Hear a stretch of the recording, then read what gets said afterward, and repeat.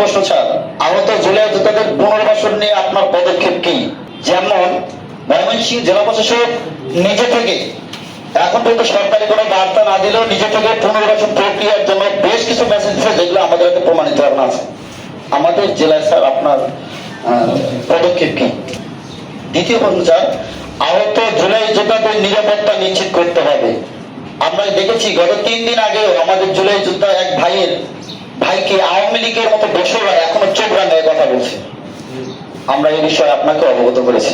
কেন, কোন সাহসে, কার সাহসে তারা আমাদের সাথে এরকম আচরণ করে এখনো সাহস পাচ্ছে? দয়া করে আপনার পদক্ষেপটা জানাবেন, আমাদের নিরাপত্তা নিশ্চিত কতটুকু করতে পারবেন স্যার প্লিজ।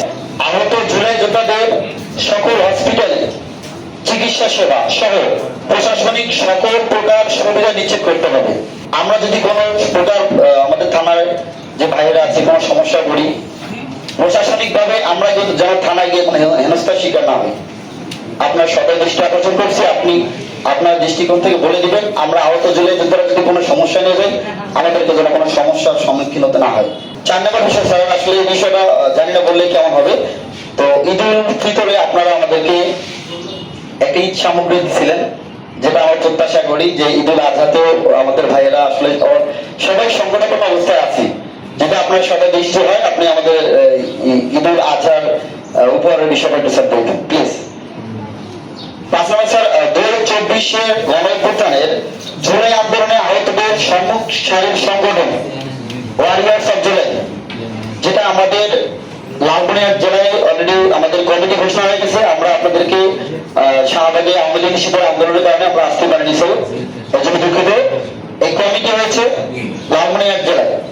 আজকে আমরা 58 জন সেক্রেটারি জুলাই যোদ্ধা আমাদের লালমনিরহাট ছাত্রলীগ, আমাদের লালমনিরহাট জেলায় আমরা তাদেরকে 1 লক্ষ টাকা করে ঠিক আছে, এবং পরবর্তীতে সরকার থেকে যে ফ্যাসিলিটিগুলো আসবে এবং আমাদের জেলা প্রশাসনের যে ফ্যাসিলিটি, যেমন ঈদ উপলক্ষে আমরা তাদের জন্য চেষ্টা করছি।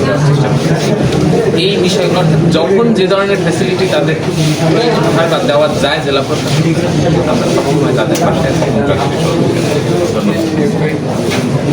দৈনিক আজকের বাংলা .net